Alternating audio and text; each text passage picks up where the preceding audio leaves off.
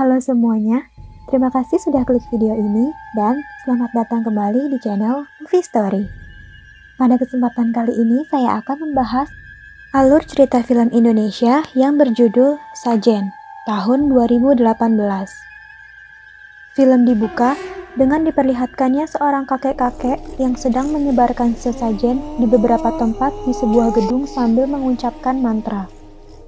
Scene lalu beralih ke keesokan harinya, di mana ternyata gedung tersebut adalah sebuah gedung sekolah menengah atas swasta yang mentereng.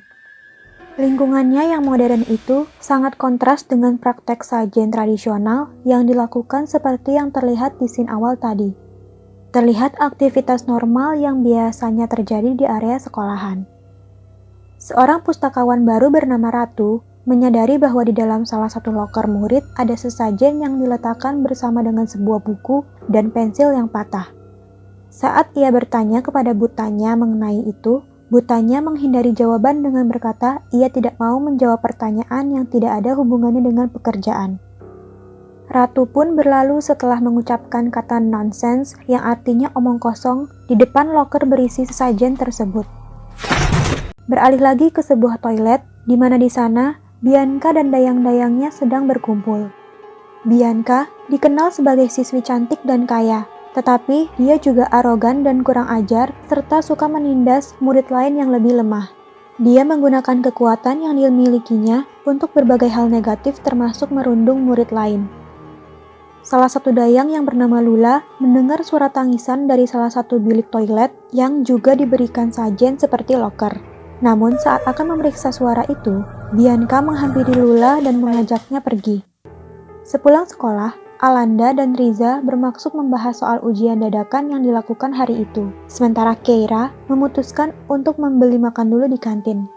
Sialnya, Keira harus berpapasan dengan Bianca dan berakhir menjadi bahan rundungan Bianca. Bianca mendorong Keira masuk ke ruang komputer di mana di sana terdapat juga sajen di depan satu-satunya komputer yang menyala. Bianca lalu menyuruh Keira memanggil hantu dan tiba-tiba sebuah kursi bergerak menghadap mereka. Semua orang terkejut dan ketakutan lalu berlarian keluar ruangan. Alanda yang melihat hal itu mengeluarkan kamera dan bersiap merekamnya. Aksi Alanda ini bukan baru pertama kali dilakukan, dan hal ini dilakukan untuk memberi pelajaran kepada Bianca yang selalu bertindak sesuka hatinya, terutama saat Bianca menindas anak-anak yang lebih lemah. Alanda dan Riza tidak seperti kebanyakan murid sekolah pelita bangsa yang berasal dari keluarga kaya. Mereka berdua adalah penerima beasiswa. Alanda hidup berdua bersama ibunya yang kesehatannya sering terganggu sejak ayahnya tiada, sementara Riza tinggal bersama kedua orang tua yang lengkap dan cukup religius. Suatu hari, Bianca mengambil kamera Alanda setelah ia memergoki Alanda sedang merekamnya. Tindakan Bianca itu didukung oleh pacarnya yang bernama Davi, dan Davi menyuruh Alanda untuk datang ke rumahnya bila ingin kameranya kembali. Seolah ingin memperingatkan Alanda, hantu ruang komputer menuliskan kata "jangan datang" di layar komputer yang hanya bisa dilihat oleh Alanda. Ia juga menunjukkan dirinya kepada Alanda. Tidak hanya hantu ruang komputer, hantu di bilik toilet rusak pun memberikan peringatan pada Alanda untuk jangan datang saat Alanda sedang mencuci wajahnya. Akan tetapi, Alanda tetap datang ke rumah Davi tanpa tahu bahwa ia masuk ke dalam jebakan. Semua demi mengambil kembali kamera peninggalan ayahnya yang telah tiada. Di sana, Alanda dicekoki minuman keras, dilecehkan, dan semua kejadian itu dengan cepat tersebar di sekolah keesokan harinya. Skandal itu membuat Alanda kehilangan beasiswa dan dikucilkan oleh murid-murid lain, termasuk Riza yang tanpa bertanya apa yang sebenarnya terjadi pada Alanda, langsung menjudge Alanda salah. Karena tidak sanggup menanggung beban, Alanda akhirnya memutuskan untuk mengakhiri hidupnya. Di pemakaman Alanda, ketiga hantu penghuni sajen ikut datang dan melihatnya dikubur. Sementara butanya mencoba untuk membujuk ibu Alanda agar tidak memperbesar masalah, tetapi ibu Alanda tidak ingin mendengarkan dan pergi. Malam harinya, setelah acara pengajian, Ibu Alanda didatangi oleh 3 hantu sekolah dan diperlihatkan video rekaman Alanda yang sedang bernyanyi sambil menangis. Di pagi harinya, kakek OB sekolah tiba-tiba menghentikan Ratu yang sedang berjalan melewati lift, lalu mengatakan, ada korban lagi. Sementara itu, Butanya memberi pidato kepada semua murid untuk melupakan kepergian Alanda dan tetap fokus untuk ujian yang akan datang. Setelah itu, ia pergi menuju lift, dan di dalam lift, Butanya mendapat teror berupa tangan yang menyentuh kakinya, juga munculnya darah yang seharusnya sudah dibersihkan di lantai lift. Di perpustakaan, Ratu dan Riza juga ditunjukkan penampakan-penampakan dari hantu-hantu. Di sisi lain, Ibu Alanda melihat video-video yang direkam oleh Alanda tentang tindak perundungan yang terjadi di sekolah. Selain itu, Ibu Alanda pun menemukan bukti Alanda telah dilecehkan sehingga ia yakin bahwa ada yang tidak beres dengan kematian anaknya. Maka dari itu, Ibu Alanda mendatangi pihak sekolah untuk meminta pertanggungjawaban. Ibu Alanda menuntut untuk dilakukan pengusutan terhadap kasus ini. Namun, pihak sekolah tutup mata dan tidak mau menerima bukti-bukti yang disodorkan oleh Ibu Alanda. Karena tidak mendapatkan tanggapan yang memuaskan dari pihak sekolah, Ibu Alanda pun pergi. Di toilet sekolah, Ibu Alanda bertemu dengan Ratu dan kemudian menceritakan tentang bukti-bukti yang ia punya. Ibu Alanda memutuskan untuk melanjutkan perjuangan Alanda untuk mengungkap perundungan yang terjadi di sekolah. Saat itu, terdengar lagi suara tangisan dari bilik toilet rusak. Ibu Alanda dan Ratu membuka bilik itu. Dan beralih dulu kepada Bianca yang kini mendapat teror dari hantu Alanda. Bianca ketakutan setengah mati dan mencoba lari saat Alanda menghantuinya. Namun sayangnya, Bianca jatuh dari tangga saat mencoba kabur. Dan itu membuatnya meninggal dunia. Iya, udah gitu aja akhir hidupnya si Bianca. Kematian Bianca memunculkan spekulasi bahwa Alanda lah yang menghabisinya. Satu persatu perundung mulai panik dan khawatir bahwa mereka akan menjadi yang selanjutnya. Terutama Davy, yang khawatir dialah target Alanda selanjutnya. Gary menyarankan untuk mengakui perbuatan mereka membuat Alanda mabuk dan merekamnya. Tapi Gary bingung dengan apa sebenarnya yang diinginkan oleh Davy. Dia tidak mengerti sebenarnya Davy takut pada Alanda atau takut dikeluarkan dari sekolah setelah kelakuannya terbongkar. Dan benar dugaan Davy, tak berapa lama setelah Gary pergi, kini Davy lah yang mendapat teror dari Alanda.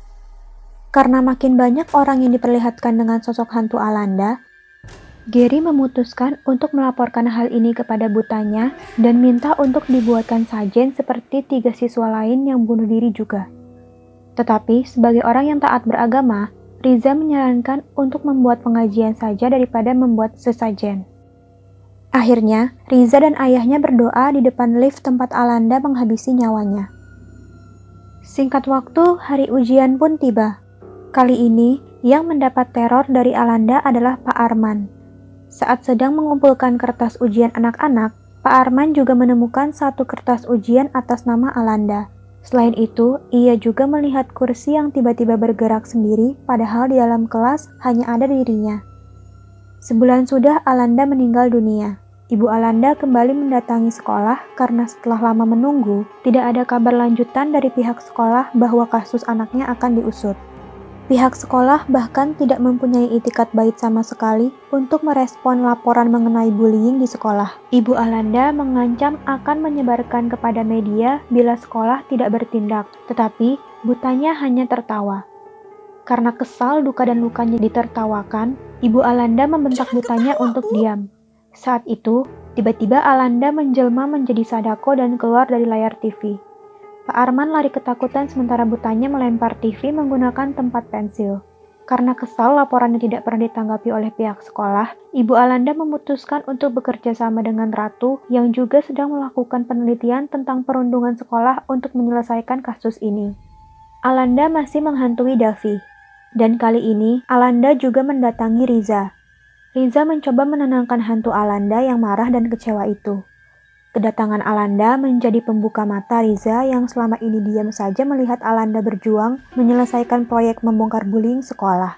Dalam pidatonya saat menerima penghargaan di sekolah, Riza mencoba membuka mata seluruh sekolah bahwa bullying yang selama ini ada di sekolah adalah sebuah urgensi yang harus dihentikan. Bullying bukanlah hal yang wajar dan keren. Jadi, pihak sekolah yang seharusnya mengambil tindakan tidak seharusnya diam dan menganggap hal yang bisa menghancurkan hidup orang itu adalah normal. Riza mempersembahkan piala yang didapatnya itu untuk Alanda dan perjuangannya. Di prom night sekolah, ketika kru film sedang memutar film pendek yang mereka buat di depan seluruh sekolah, film itu terpotong oleh video rekaman Alanda yang sedang mabuk. Ternyata, yang merekam dan menyebarkan video semua kejadian di malam naas bagi Alanda itu adalah Keira, teman Alanda dan Riza yang ternyata adalah musuh dalam selimut. Acara pemutaran film berganti ke pertunjukan seni tari tradisional. Sementara itu, di sisi lain, kakek OB sekolah mengambil semua sajen dari semua tempat yang mengakibatkan hantu-hantu marah. Ketiga hantu merasuki ketiga penari yang sedang tampil, dan di tengah-tengah mereka muncullah Alanda. Semua orang yang ada di sana tampaknya tidak bisa melihat apa yang sebenarnya terjadi, kecuali Keira. Alanda muncul di hadapan Keira dan menerornya. Keira meminta maaf kepada Alanda. Alasan Keira melakukan itu semua adalah karena rasa iri kepada Alanda. Alanda tidak mau mendengarkan Keira dan mencekiknya. Tahu apa yang aneh? Nggak satu pun orang yang ada di sana kelihatan panik atau takut. Padahal itu si Keira udah ngegantung melayang gitu di depan mata. Udah kebanting sana-sini juga. Tiba-tiba ayah Riza datang dan membaca doa. Alanda melepaskan Keira dan membiarkannya kabur. Tapi secara ajaib, hantu Alanda bisa membelah diri dan muncul lagi di hadapan Keira yang saat itu sedang menyeberang jalan. Karena terkejut, Keira tertabrak mobil yang saat itu melintas dan tewas. Kembali ke gedung prom, Ibu Alanda menghampiri Alanda dan mencoba menenangkan anaknya. Ibu Alanda bilang ia sudah mengikhlaskan Alanda dan memintanya untuk pergi. Singkatnya, akhirnya sekolah ditutup setelah terbongkar ke media bahwa telah terjadi tindakan bullying selama bertahun-tahun sampai memakan korban jiwa. Dari semua pelaku, hanya Gary yang berani datang dan minta maaf kepada Ibu Alanda. Karena sejak awal, Gary memang tidak berniat ikut dalam rencana jahat teman-temannya. Tapi sayangnya, dia hanya diam dan tidak melakukan apapun untuk membantu Alanda. Sementara Davi akhirnya masuk rumah sakit jiwa. Sekarang dia juga diteror oleh Keira. Oh ya, BTW Gary juga dihantuin sama Keira karena saat di prom, Gary lah yang membongkar kalau Keira adalah perekam dan penyebar video Alanda. Dan film pun selesai. Terima kasih sudah menonton, dan kalau masih ada bagian yang kalian bingung atau gagal paham dari film ini, silahkan komen di bawah. Jangan lupa juga untuk tekan like dan subscribe untuk selalu dukung channel ini. Dan sampai jumpa di video selanjutnya. Bye!